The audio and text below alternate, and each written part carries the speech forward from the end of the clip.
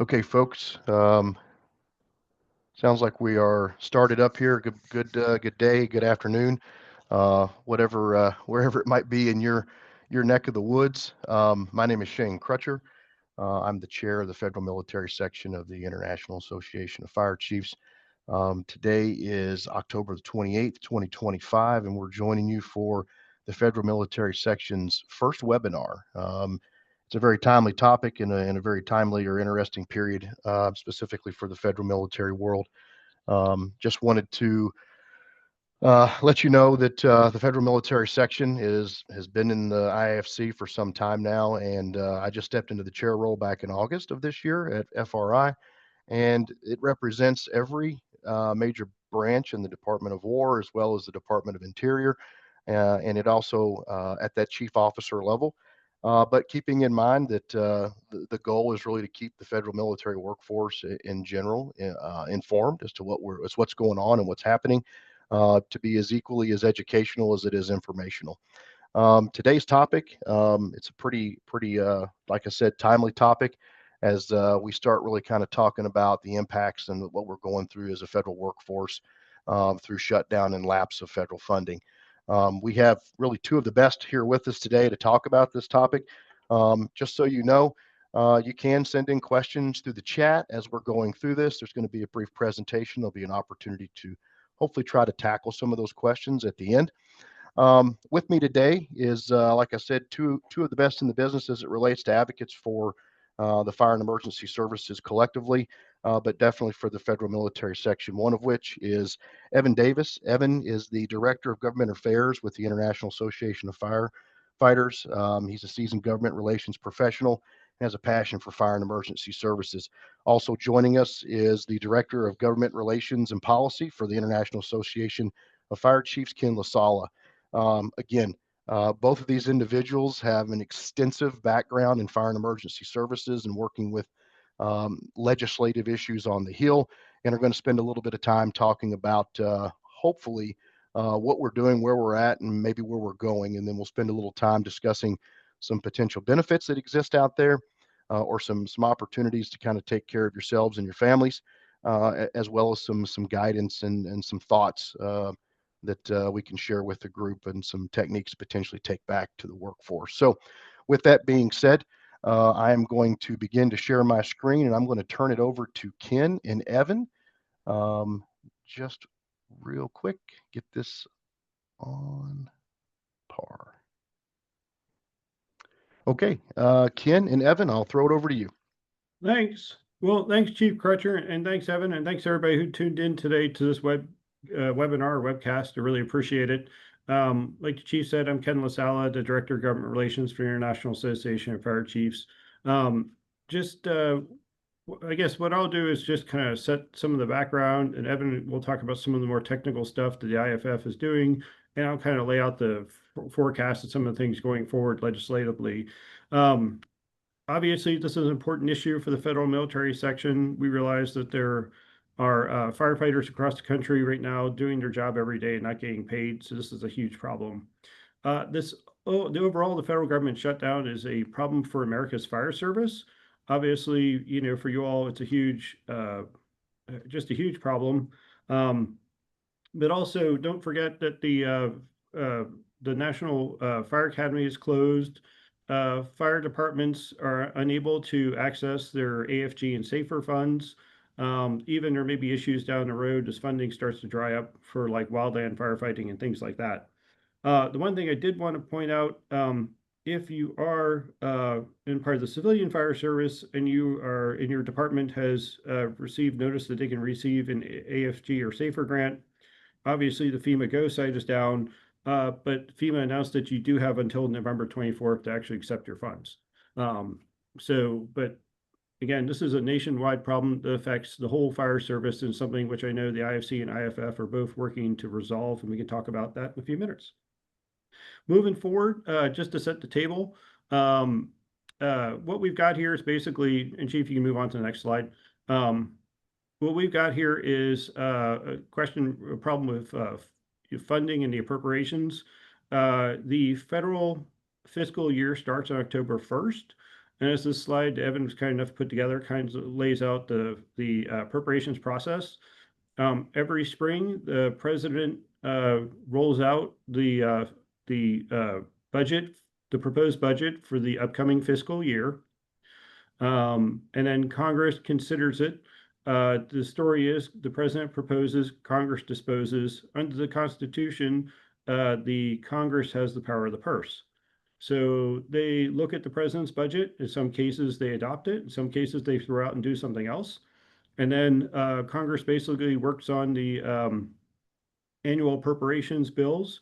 There's roughly about 13 of them, and they have to write them in the spring, consider them through the full House and Senate in the summer, and reconcile them. And ideally, all the appropriations bills will be passed before October 1st. This year, none of that has happened. The House has passed a number of the appropriations bills. The Senate's passed about 3 of them, and that was all part of one big bill, and I'll talk about that in a few minutes. But nothing has gone to the president for signature.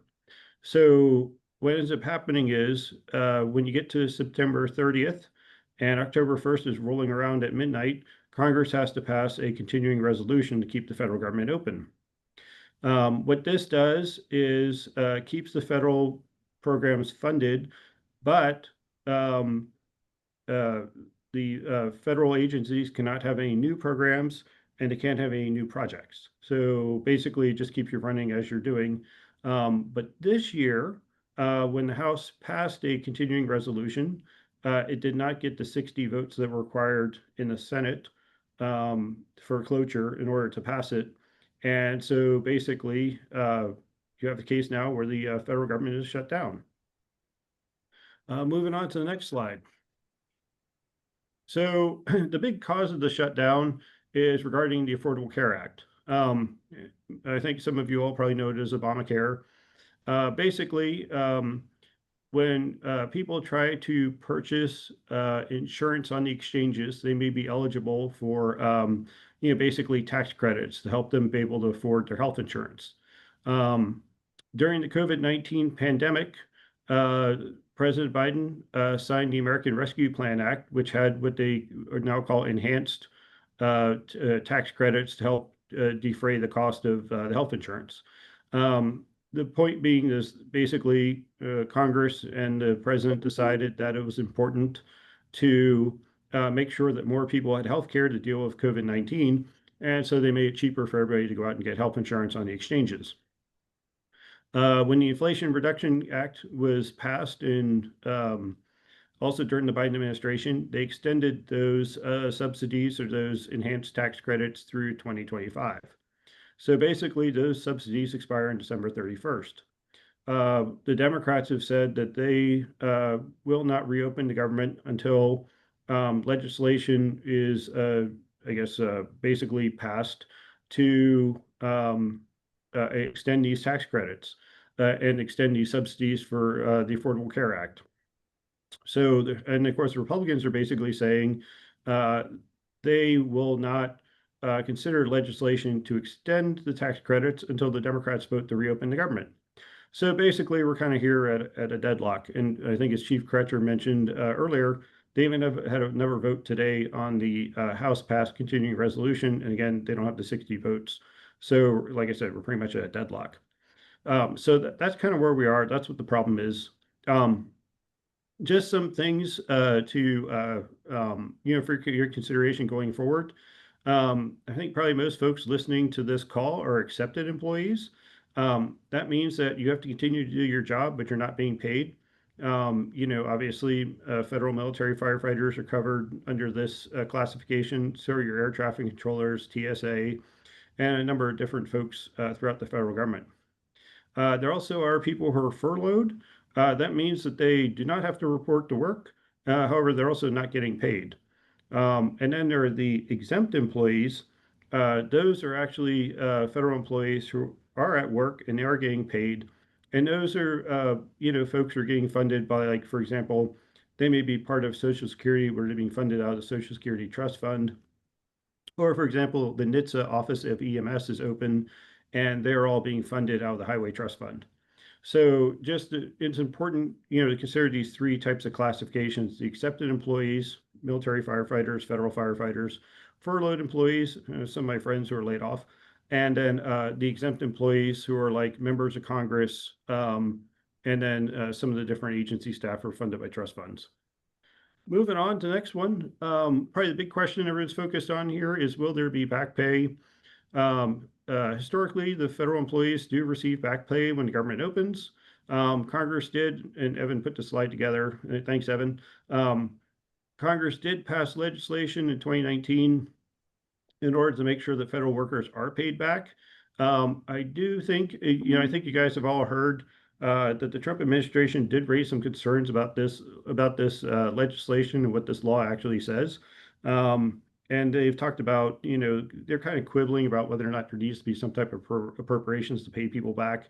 That may be just part of the kind of the hard posture they're taking regarding the shutdown. We'll have to see going forward, and we can talk about some bills here at the end to address some of these issues.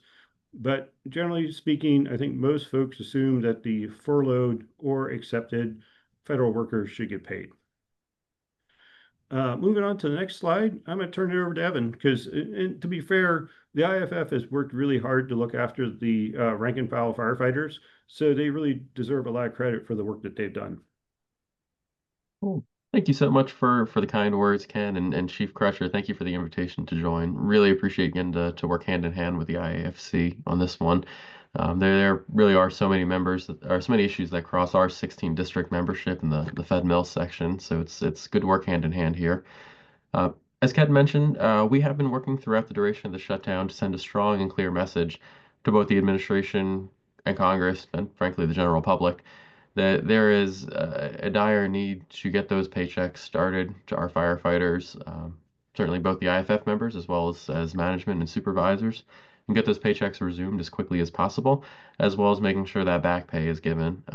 When those questions first started to arise about what the legal limits of the law look like in terms of the back pay, that was one of the biggest triggers for us to really kind of double down on our commitment to making sure those dollars get paid.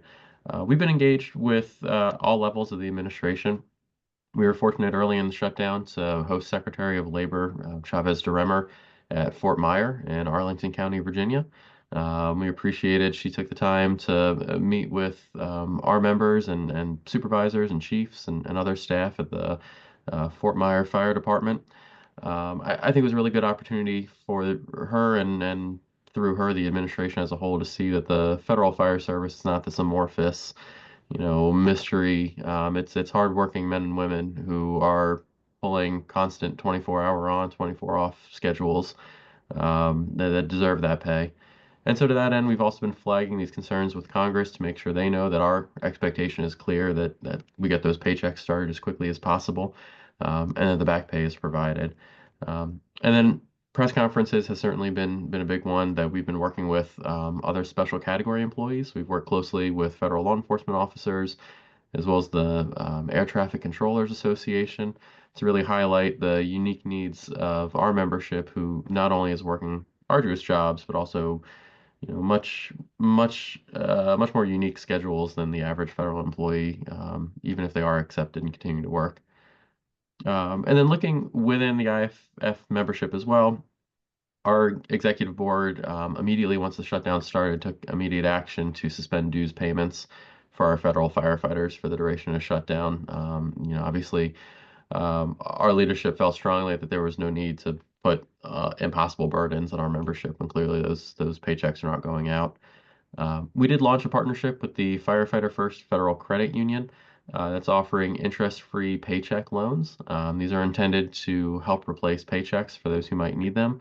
I believe this opportunity is open beyond just IAFF members. So even if you are inactive, I believe you should be able to go to the Firefighter First Credit Union and look at those offerings. I know a number of other credit unions and financial institutions like USAA are offering similar, assistance programs.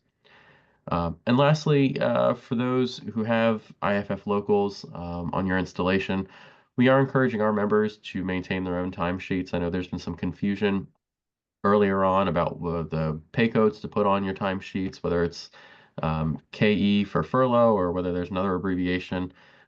We've had some really strong conversations with the administration and folks over at the Pentagon who clarified that KE, the furlough designation, is the accurate one to be using at the moment, but that would not preclude back pay. They will still be able to reach back and give that back pay.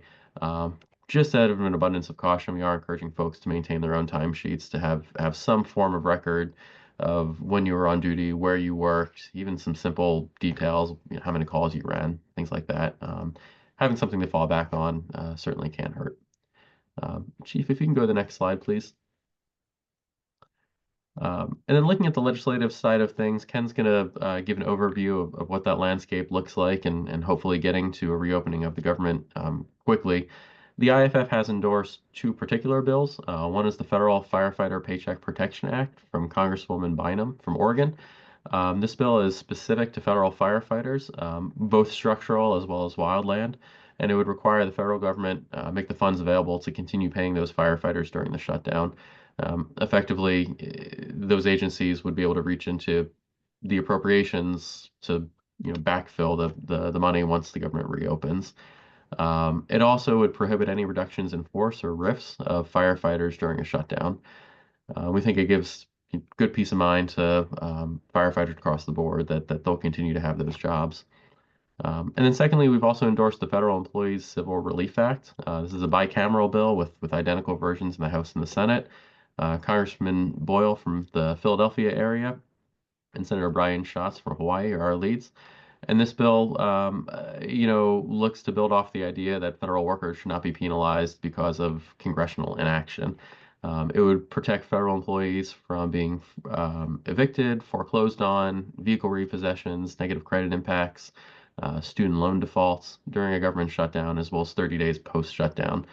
We thought the 30 days post-shutdown was particularly important, just because there will certainly be a little bit of a lag as folks get those paychecks back in their accounts and get caught up on bills. Candidly, I think the likelihood of those bills passing today or tomorrow is not great. The House has been in recess since mid-September. Speaker Johnson, at least as of today, continues to plan to keep the House in recess, feeling that they've done their job to pass a continuing resolution. But we will continue to push these bills. We think it's important that Congress do move these bills. Unfortunately, the likelihood that there will be another shutdown in the future at some point, is always a possibility. So having this safety net in place would be critical. Chief, if you want to go to the next slide, please. And I think, Ken, I'll give it back to you to give an overview of where we go from here. Thanks, Evan. Hey, so this is an important takeaway for everyone attending. Last week, this is the importance of being a member of the Fed Mill section. Last week, Chief Crutcher actually reached out to the IAFC Executive Committee and asked for the IAFC to weigh in and ask Congress to take action to reopen the government, reflecting, what a tragedy it is that firefighters are still out every day doing their jobs and not getting paid. Our president, Chief Wolford, took the lead. She reached out to General President Kelly and, showing his leadership. They both put together a letter that went out on October 20th to House and Senate leadership, basically saying, get it together and reopen the government. And they highlighted the plight of federal military firefighters who are out doing their jobs every day and trying to, struggle to make ends meet and pay their bills. So, the IAFC and IAFF are jointly on record asking Congress to get it together and reopen the government. Now, it looks like some of the other labor organizations are now kind of following, the IAFF's lead. So we think that's really great. But the kicker is, once you shut down the government, the hard part is reopening it, because people have to make political decisions. I can tell you technically, there's about three things that can happen. First is the Senate can pass the House continuing resolution. That bill would reopen the federal government through November 21st. The problem with that is twofold. One is after November 21st, they'd have to pass another continuing resolution. Or two, as we get into the first week of November next week, the House is going to have to come back and probably pass some type of new continuing resolution to keep the federal government open, past Thanksgiving. So that's the first thing that could happen short term. And of course, there continues to be votes pretty much every day in the Senate in order to try to get 60 votes to pass HR 5371. The next thing is Congress could start trying to reopen the government piece by piece. Last week, Senator Thune, the Senate Majority Leader, called up HR 4016. That's the House-passed Defense Appropriations Bill. He did not get the 60 votes needed to get the bill through the Senate. So I think it was a little bit of a lot of folks were kind of upset about that. But the Democrats held that they will not reopen the government. So, defense bill at this point, they could not get that passed through the Senate. There is, like I said earlier, there are some bills that have passed both, appropriations bills have passed both the House and the Senate. Basically, the military construction VA bill was combined in the Senate with the legislative branch appropriations bill and the FDA and agriculture appropriations bill. The bills all in a package passed the Senate. The Milcon bill had passed the House. And so now they're in conference. What happens is when a bill passes the House and then it passes the Senate, if it's different, the House and Senate have to meet in conference and work out the differences. So since late September, the House and Senate have been trying to put together a joint version of the military construction, VA, legislative branch, and FDA agriculture bill, which then the House would take up the conference report, send it to the Senate, and then that would go to the president. I think that's been delayed a little bit because the House has been out of session, but there's an opportunity to at least open up parts of the government through HR 3944. The other thing that may end up happening is they may end up just passing, a long-term continuing resolution to keep the federal government open, into sometime next year. This would be a long-term continuing resolution. It's really kind of how they ended up funding the federal government for fiscal year 2025. One thing that House Freedom Caucus actually has proposed is doing some type of long-term continuing resolution, which would keep the federal government open until December 2026. That would be the first time really they've had a CR that ended up taking up, extending past the end of a fiscal year. Not sure that's really going to go anywhere. I think a lot of House and Senator, House members and senators would be concerned about that long of a continuing resolution. But nevertheless, that's something that's out there, and we'll have to see as an agreement is finally reached on what to do about the Affordable Care Act subsidies and how Congress wants to go forward with reopening the government. Those are the three types of options they could do moving forward. Moving on to the next slide here, the last one. I think as Evan mentioned, there have been efforts to pay the federal employees, those who are exempt or furloughed. Last week, the Senate did have a vote on S3012. That was a bill by Senator Ron Johnson. It would have paid the salaries of accepted federal workers. So that would be like most of the folks on the call here, federal firefighters. You would be getting paid here during the shutdown. Again, unfortunately, there was a vote on October 23rd, and cloture was not invoked. They couldn't get enough. They couldn't get the 60 votes they needed. Senator Van Hollen from Maryland has an alternate that he's also pushing, which would look to pay both accepted and furloughed employees during the shutdown. There's some indications that Senator Johnson and Senator Van Hollen may be working out some type of compromise. So we'll see kind of where that goes. This week on the Senate, there may be some other bills that may be called up either this week or next week. One is by Senator Cruz. You can see there it's S3031. That would actually pay the salaries of TSA workers and air traffic controllers. And then there's another bill by Senator Sullivan from Alaska. And that actually would pay active duty military, civilian, DOD, and U.S. Coast Guard personnel and the contractors supporting the armed forces. So under this Senator Sullivan's bill, S3030, Military firefighters, both uniformed and civilian, might actually be covered if DoD thinks that the civilian firefighters are supporting the armed forces. So that's a bill to kind of keep your eyes on, S-3030, and we'll see if they get brought up in the next week or so. And again, if the Senate can get to 60 votes to pass them. So that's kind of a status where we are. With that, I think I'm going to turn it over to Chief Crutcher, can discuss the issue more from the management perspective. Yeah, thanks. So what I would also offer is, I think the reality of it is management is in the same position as labor with this situation, right? Like there's nobody collecting a paycheck in the most part. And as Ken and Evan have very eloquently articulated that there are a few folks that are getting paid. It's very rare, and it's because there's separate, basically non-appropriated dollars that are available to be able to do that.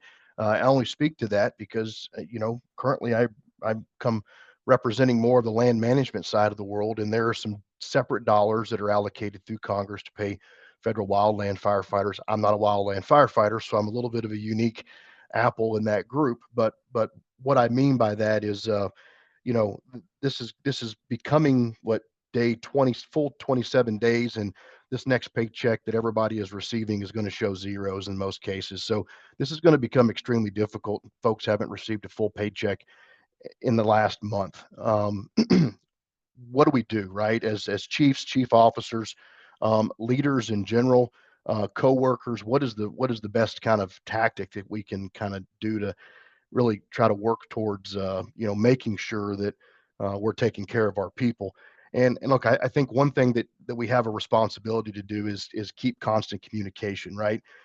We have to be talking to our workforce. We have to be engaging with them. We have to ensure that to be fair, there is some sort of understanding and shared understanding that the challenges exist. So regularly keep your teams up to date, right?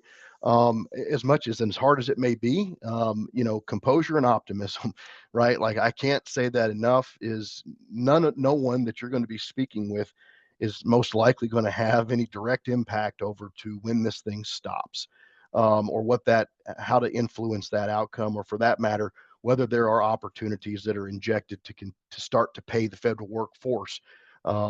So with that, if that being said, try to stay as optimistic as possible, right? My leadership philosophy always focuses on taking care of people. You got to prioritize your people. You got to be paying attention to your people, and quite honestly, how they are reacting, right? The life outside of the job, which we know has a direct impact to their ability to do the job well. So engage with them, talk to them about that, be honest and open about those struggles. Um, Evan highlighted, one example that the IAFF has worked to, allow some paycheck loans. What I would also say is there are quite a few lending agencies out there that are giving some forgiveness throughout this. I'm not here to endorse one or the other, and I don't, that's not our intent.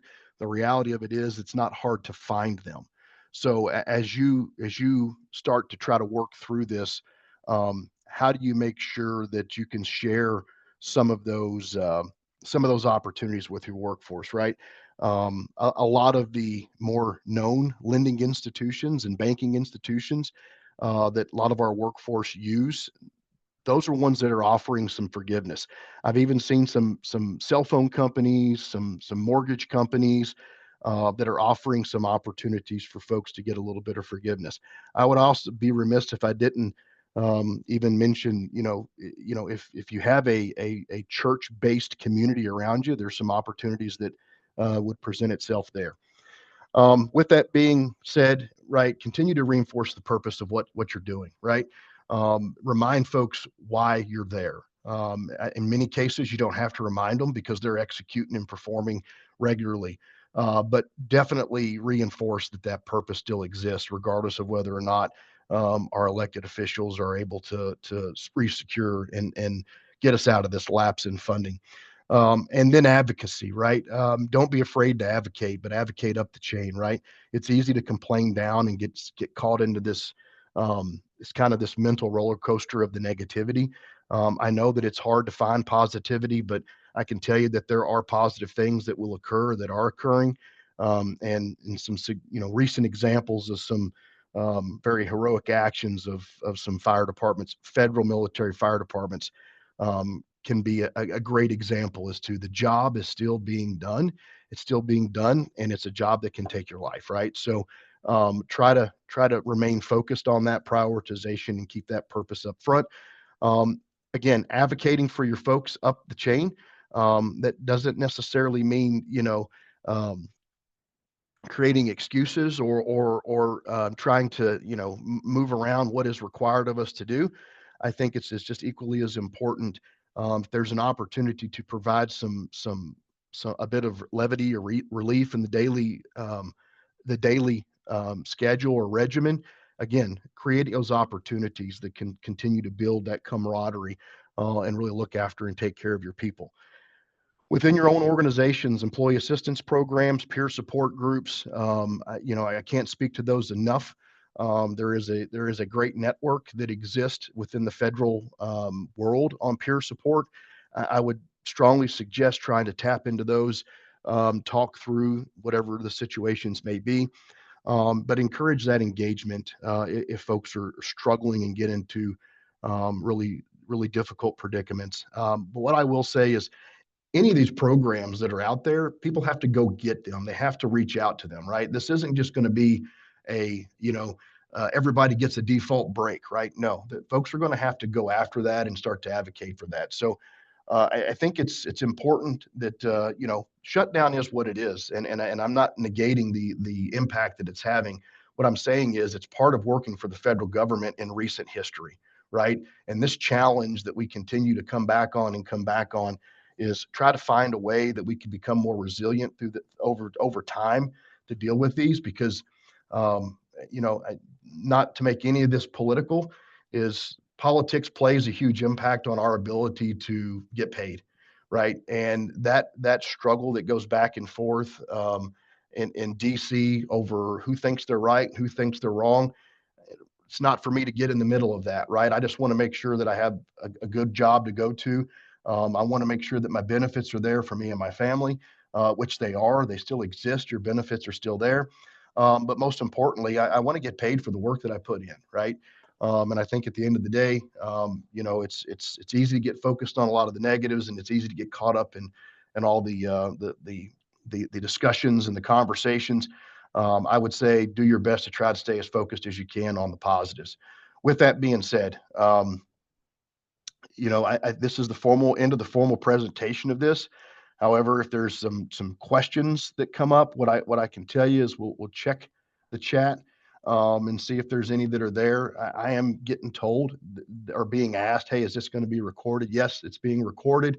It'll be posted up for our webinar for anybody to go back and watch. I think there was a couple folks that were having some trouble logging in or getting into the session. Not sure if that was with ours or not, but it looks like there are several that are in. But I'll pause right there for any questions. Hopefully if you do have any, we'll try to get them addressed. We do have a limited time with our panel because they're pretty people that are needed at this time across a lot of different areas of expertise. With that being said, I really appreciate the opportunity for everyone to join us today. I would also say that keep your ear close to the ground with the social media. There's a lot of great information that's coming out from both the 16th district as well as the IAFF and the IAFC in general, that are really speaking to the heart of these matters, and they're pretty on top of it, timely, and that's what I mean more than anything is those updates are timely. This conversation, it's beyond timely, but it's an opportunity to create a window of conversation. So it looks like there's a question. Do you have any insight on when we get paid, if it will be one check? Well, and that comes from Sam Green. So I'll answer what I've read about that is and what has historically passed is yes, it will probably come in one big check, and it will probably see a significant amount of taxes on that. Now, I'm not a financial advisor and I wouldn't want to go down that path, but there are people talking about looking at how they can adjust deductions and try to, not be as impacted on that. But most likely, what I am hearing, Sam, is that it will come in one check. I don't believe that there has been any discussion, whether it be through OPM, that they're going to want to try to do twice the work. If you kind of get what I'm saying, they're going to look at what everybody has worked and most likely try to cut one check. Ken or Evan, have you heard any discussion on that, or is that something that's probably maybe hasn't come across your all's desks? I would just say, we've been through this before. So literally I would just ask anybody who's around in 2019 and say, what did you do last time? It'll probably be the same thing.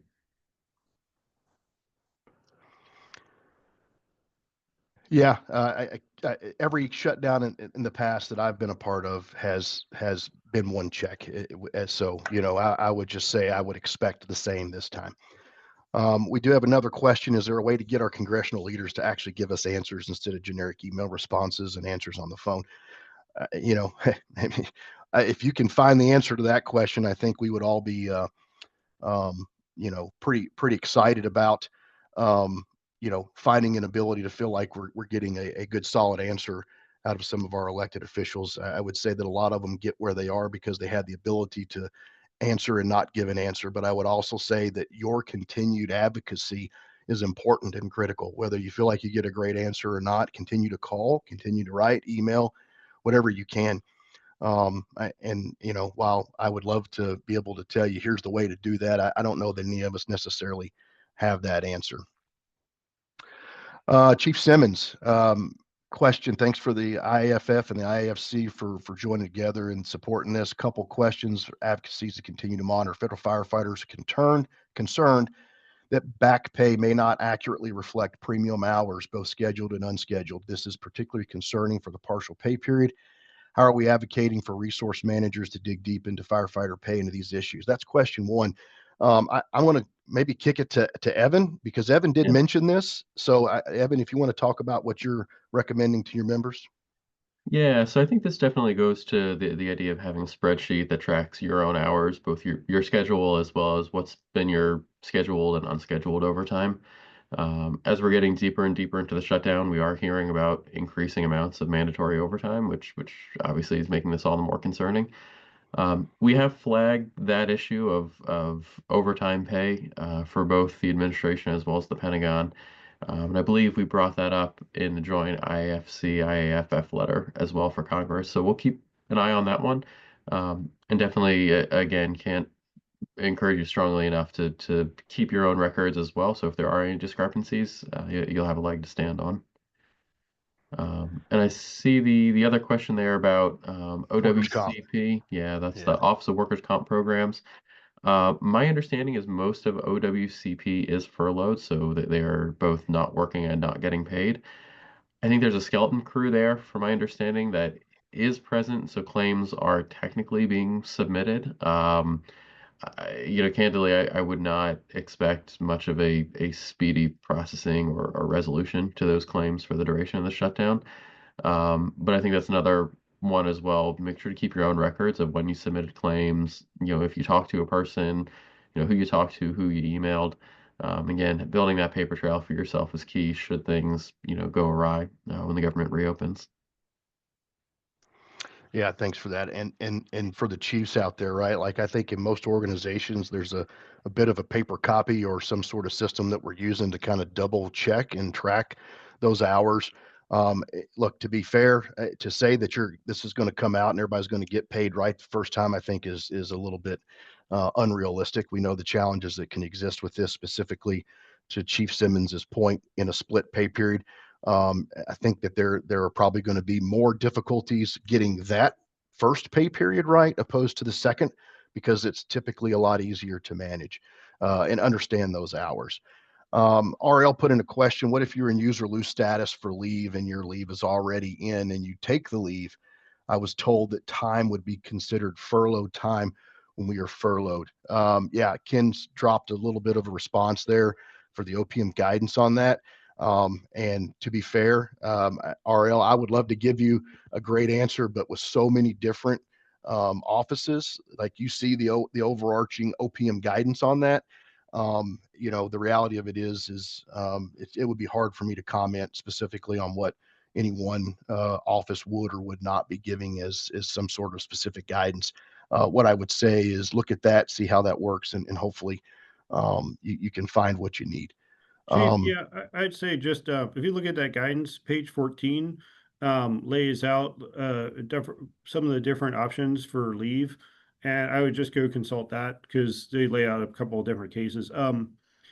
U.S. Department of Agriculture actually has like some really good FAQs. I think some of them got taken down and stuff, but their site's always really good when I need information about the shutdown and general policies. So so you can always check their website too. Yeah, thanks, Ken. I appreciate you. One comment, I think Evan's already answered it, was about some per capita that was still taken out. And yeah, Evan has shared his contact info there. You got a great resource there to help try to work through that. So thanks, Evan, for putting your info in there. Okay, let's see here. All right, I'm not seeing any more questions currently in the chat, Yeah. unless I've missed any. I saw one other question looks like popped up about can the IFF assist locals in getting their message out to news agencies. I'll drop my email address here as well. Just definitely reach out to me. I can certainly connect you with our communications team, and they can have some resources to assist. Great question too. Okay, let's see. Doing one more quick scan. Okay. All right, I'm not seeing anything else in there. Folks, thank you for joining us. I appreciate your advocacy. We appreciate what you do. Let me just say, not just I, but all the panelists appreciate what you do. It is, and many times easy to feel like it's thankless, and folks have overlooked what we do and how it impacts really the larger security of our nation. But I greatly appreciate you. I appreciate your continued advocacy and your leadership within your respective organizations. Continue to do good things. Take care of your people during this time. We're not mind readers. We can't tell you when this is going to end, but the need is going to continue to grow the longer this occurs, and the greater the impacts are going to be to our workforce and their families. So continue to try to take care of them and look after for them, and obviously explore opportunities where they can try to find some sort of financial relief or benefits to help them through this time. It exists, but it's going to take them, again, to take that first step forward to try to get that. So thank you all. I appreciate everything that you do. I appreciate you joining our first webinar. We look forward to doing some more future webinars in the future. Just know that the Federal Military Section serves and supports over 26,000 total federal civilian firefighters across land management agencies and the Department of War, as well as the other agencies that exist, whether it's VA, GSA, NSA, and NASA. So thanks again. We appreciate you, and we'll look forward to talking to you the next time. This will be recorded, and it ultimately will be put out through social media so you can go back and watch. Thanks again.